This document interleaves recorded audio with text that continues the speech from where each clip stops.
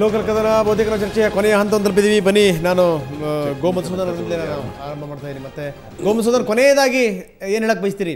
ಪಾಠ ಕಲ್ತರೆ ಮಾತ್ರ ಒಂದಷ್ಟು ಗೌರವ ಮರ್ಯಾದೆಗಳು ಉಳಿಬಹುದೇನೋ ಮುಂದಿನ ಚುನಾವಣೆಯಲ್ಲಿ ಅನ್ನುವಂಥದ್ದು ಗೊತ್ತಿರುವಂಥ ಸಂಗತಿ. ಅದು ಮೈಸೂರು ಸೇರಿದಾಗೆ ಬೇರೆ ಬೇರೆ ಭಾಗದಲ್ಲಿ ಇವಾಗ ಈ ಶಿಕ್ಷೆ ಏನಿದೆಯಲ್ಲ, ಈ ಶಿಕ್ಷೆಯನ್ನೇ ದೊಡ್ಡ ಶಿಕ್ಷೆ ಅಂತ ಪರಿಗಣಿಸಿ ನೀವೇನಾದರೂ ಕಾರ್ಯಪ್ರವೃತ್ತರಾದರೆ ಎಲ್ಲ ವೈಮನಸ್ಸುಗಳನ್ನು ಬಿಟ್ಟು ಭವಿಷ್ಯ ಇದೆ ಮುಂದೆ ಅಂತ ಕೇಳಿಸ್ಕೊಂಡಿದ್ದವರು. ಹಲೋ, ಕೇಳಿಸ್ತಾ ಇದೆಯಾ ಧನಂಜಯ್? ಮಧುಸೂದನ್ ಕೇಳಿಸ್ತಾ ಇದೆಯಾ? ಇಲ್ಲ, ಕೇಳಿಸ್ತಾ ಇಲ್ಲ. ಹಲೋ, ಅಲ್ಲ, ಏನು ಹೇಳಿ? ಅಲ್ಲ, ಎಲ್ಲ ವೈಮನಸ್ಸುಗಳನ್ನು ಮರೆತು ಈ ಶಿಕ್ಷೆಯನ್ನೇ ದೊಡ್ಡ ಶಿಕ್ಷೆ ಅಂತ ಪರಿಗಣಿಸಿ ನಿಮ್ಮ ಕ್ಷೇತ್ರವೂ ಸೇರಿದ ಹಾಗೆ ಎಲ್ಲ ಕ್ಷೇತ್ರಗಳಲ್ಲೂ ವೈಮನಸ್ಸನ್ನು ಮರೆತು ಹೋದರೆ ಮಾತ್ರ ನಿಮ್ಮ ಮುಂದಿನ ದಿನಗಳಲ್ಲಿ ನಿಮ್ಮ ಭವಿಷ್ಯ ಇದೆ, ಒಪ್ತೀರಾ? ಅಲ್ಲ, ಇದ್ರ ಬಗ್ಗೆ ಅನುಮಾನನೇ ಇಲ್ಲ. ಮತ್ತೆ ಮತ್ತೆ ಮತ್ತೆ ನಮ್ಮ ಕ್ಷೇತ್ರದಲ್ಲಿ ನನಗೂ ರಾಮದಾಸ್ಗೂ ಯಾವುದೇ ವೈಮನಸ್ಯ ಇಲ್ಲ. ಮತ್ತೆ ರಿಸಲ್ಟ್ ಏನು ಅಲ್ಲ, ಅಭಿಪ್ರಾಯ ಭೇದವೇ ಹಿಂಗಾದ್ರೆ ವೈಮನಸ್ಸಿನ ಹೆಂಗಿರುತ್ತೋ? ಆತ್ಮೀಯರ ನಡುವೆ ವೈಮನಸ್ಸು ಹೆಂಗಿರಕ್ಕೆ ಸಾಧ್ಯ? ಅಲ್ಲ, ಅಭಿಪ್ರಾಯ ಭೇದ ಅಂತಂದ್ರೆ ಮಧುಸೂದನ್ ಮನಸ್ಸೇ ಇಲ್ಲ, ವೈಮನಸ್ ಬರುತ್ತೆ. ಮನಸ್ಸಿದ್ದಾಗ ತಾನೇ ವೈಮನಸ್ ಬರೋದು. ಅಭಿಪ್ರಾಯ ಭೇದಗಳನ್ನು ಎಷ್ಟು ದಿವಸ ಮುಂದುವರಿಸ್ತೀರಿ? ಇಲ್ಲ ಇಲ್ಲ ಇಲ್ಲ, ಅಭಿಪ್ರಾಯ ಭೇದಗಳನ್ನು ಎಷ್ಟು ದಿವಸ ಮುಂದುವರಿಸ್ತೀರಿ? ನೋಡಿ, ಇದು ಇದು ಚುನಾವಣೆ ಬಂದಿದೆ ಈಗ.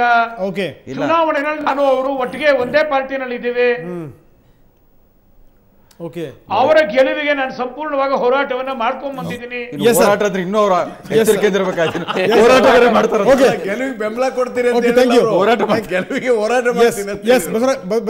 ತುಂಬಾ ಸಂಕ್ಷಿಪ್ತವಾಗಿ ಏನ್ ಹೇಳ್ತೀರಿ? ನೋಡಿ, ಕರ್ನಾಟಕದ ಜನ ಕಾಂಗ್ರೆಸ್ ಪಕ್ಷದ ಪರವಾಗಿ ಸಕಾರಾತ್ಮಕವಾಗಿ ವಿಚಾರ ಮಾಡಿದ್ದಾರೆ. ಕಾಂಗ್ರೆಸ್ ಒಂದೇ ಈಗ ಒಳ್ಳೆ ಆಡಳಿತ ಕೊಡಬಲ್ದು, ಜನಪರವಾಗಿ ಕಾರ್ಯಕ್ರಮ ಹಾಕಿಕೊಳ್ಬೋದು ಅನ್ನೋಂಥ ವಿಶ್ವಾಸ ಇವತ್ತು ಕಾಂಗ್ರೆಸ್ ಪಕ್ಷದ ಮೇಲೆ ಜನರಿಗೆ ಬಂದಿದೆ. ಹೀಗಾಗಿ ಕಾಂಗ್ರೆಸ್ಸಿಗೆ ಜನ ಇವತ್ತು ಬೆಂಬಲ ಕೊಟ್ಟಿದ್ದಾರೆ. ಎಸ್ ರಶ್ಮಿ ಸರ್, ಕರ್ನಾಟಕ ಜನಕ್ಕೆ ಲಭ್ಯವಿದ್ದ ಒಂದು ಎಸ್ಟಾಬ್ಲಿಷ್ ಮಾಡೆಲ್ ಅದು ಕಾಂಗ್ರೆಸ್ ಒಂದೇ ಇತ್ತು. ಹಾಗಾಗಿಬಿಟ್ಟು ಒಂದು ಮಾಡೆಲ್, ಆಲ್ಟರ್ನೇಟಿವ್ ಮಾಡೆಲ್ ಅಂತ ಹಾಕಿದ್ದಾರೆ ಅಷ್ಟೇ ಹೊರತು ಕಾಂಗ್ರೆಸ್ನೇನು ಮನಪೂರ್ವಕವಾಗಿ ಸ್ವೀಕರಿಸಿದ್ದಾರೆ ಅಂತೆಲ್ಲ. ಯಾಕಂದರೆ ಕಾಂಗ್ರೆಸ್ 2004ರಿಂದ ಯಾಕೆ ಸತತವಾಗಿ ಸೋಲಿಸಿ ಬಂದಿದ್ದಾರೋ, ಯಾವ ಕಾರಣವಾಗಿ ಸೋಲಿಸ್ತಾ ಬಂದರೋ ಅವು ಯಾವ ಕಾರಣಗಳು ಇವತ್ತಿಗೂ ಪ್ರಸ್ತುತವಾಗಿದೆ, ಜೀವಂತವಾಗಿದೆ. ಅವ್ರೇನು ಬದಲಾಯಿಸುವ ಮನೋಧರ್ಮ ಜಾಯಮಾನ ಯಾವುದೂ ಬದಲಾಯಿಸ್ಕೊಂಡಿಲ್ಲ. ಆದರೆ ಬಿ ಜೆ ಪಿಯವರು ಎಷ್ಟರ ಮಟ್ಟಿಗೆ ಹದಗೆಟ್ಬಿಟ್ರು ಅಂತಂದರೆ ಇನ್ನು ಗತಿನೇ ಇಲ್ಲಪ್ಪ ಅಂತ ಕಾಂಗ್ರೆಸ್ ಕೊಟ್ಟರು. ಆಮೇಲೆ ಕೊನೆಯದಾಗಿ ಕಳೆದ ಸಾರಿ ಲೋಕಸಭೆ ಉಪಚುನಾವಣೆ ನಡೀತಾರೆ ಚಿಕ್ಕಮಗಳೂರು ಆವತ್ತೇ ಅವಿಭಜಿತ ದಕ್ಷಿಣ ಕನ್ನಡ ಜಿಲ್ಲೆಯ ಜನ ಒಂದು ಸ್ಟ್ರಾಂಗ್ ಮೆಸೇಜ್ ಕೊಟ್ಟರು ಬಿ ಜೆ ಪಿಗೆ. ಸಾಕು ನಿಮ್ಮ ಶ್ರೀರಾಮ ಸೇನೆ ಬಜರಂಗ ದಳದ ಹಾವಳಿ, ನಮಗೆ ನೆಮ್ಮದಿಯ ಬದುಕಬೇಕು ಅಂತ ಅವತ್ತೇ ಒಂದು ಮೆಸೇಜ್ ಕೊಟ್ಟಿದ್ರು. ಮೊನ್ನೆ ಮತ ಎಣಿಕೆ ಹಿಂದಿನ ದಿವಸ ಉಡುಪಿ ಹತ್ರ ಒಂದು ಮೂಡಬಿಲ್ಲೆ ಅನ್ನೋ ಒಂದು ಗ್ರಾಮದಲ್ಲಿ ಮತ್ತೊಂದು ಕ್ರೈಸ್ತ ಪ್ರಾರ್ಥನಾ ಮಂದಿರ ಮೇಲೆ ದಾಳಿ ಮಾಡ್ತಾರೆ. ಈ ದಾಳಿ, ಈ ಹಲ್ಲೆಗಳು, ಈ ಸಂಸ್ಕೃತಿ ಬೇಡ ಅಂತ ಅಂದ್ಬಿಟ್ಟು ಒಂದು ಸ್ಟ್ರಾಂಗ್ ಮೆಸೇಜ್ ಕೊಟ್ಟಿದ್ದಾರೆ. ಓಕೆ ಸರ್, ಕೊನೆಯದಾಗಿ ಏನಂತೀರಿ? ಖಂಡಿತವಾಗಿ ಈ ಚುನಾವಣೆಯಿಂದ ನಮಗೆ ಅಕೌಂಟ್ ಓಪನ್ ಆಗಿದೆ ಅನೇಕ ಕಡೆ. ನಾವು ಮಾಡಿದಂಥ ಶ್ರಮಕ್ಕೆ, ನಮಗೆ ಸಿಕ್ಕಿದಂಥ ಅಲ್ಪ ಸಮಯಕ್ಕೆ, ಮತದಾರ ಕೊಟ್ಟಂಥ ವಿಶ್ವಾಸಕ್ಕೆ ನಾವು ಚಿರಋಣಿಯಾಗಿದ್ದೇವೆ. ನಾವು ಮುಂದೆ ಇನ್ನೂ ಸಾಗುತ್ತೇವೆ ಅನ್ನೋಂಥ ಸಂಪೂರ್ಣ ಭರವಸೆ ನನಗಿದೆ. ಸರ್ ಕಾಂಗ್ರೆಸ್ಗೆ ಇದು ನನಗೆ ಪಾಸಿಟಿವ್ ವೋಟ್ ಅಂತ ಅನ್ನಿಸ್ತಾ ಇಲ್ಲ. ಅದು ಅನಿವಾರ್ಯವಾಗಿ ಕಾಂಗ್ರೆಸ್ಗೆ ವೋಟ್ ಕೊಟ್ಟಿದ್ದಾರೆ ಅಂತ ಅನ್ಸುತ್ತೆ.